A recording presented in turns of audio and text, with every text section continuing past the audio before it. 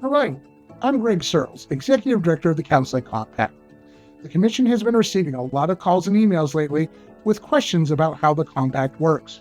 So each week, I'll be taking a little time to answer some of those questions and help explain how the Compact supports counselors and clients across states.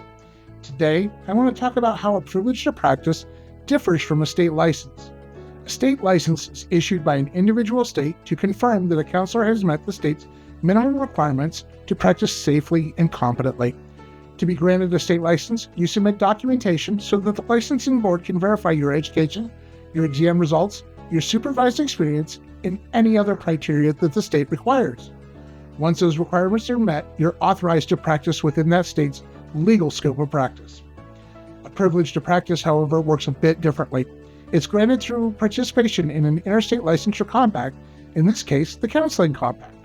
When a state joins the compact, it agrees through legislation to allow qualified licensees from other member states to practice in its borders without requiring a full review of every document that's a part of a traditional licensing process.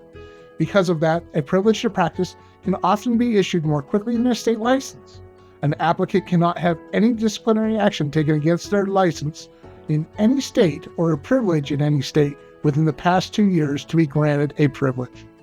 Once approved, the privilege to practice gives you the same scope of practice as if you hold a license in that state. And just like a license, it must be renewed regularly to remain active. Please note that a privilege to practice may not allow you to provide clinical supervision. You will need to check with each state if you wish to provide clinical supervision.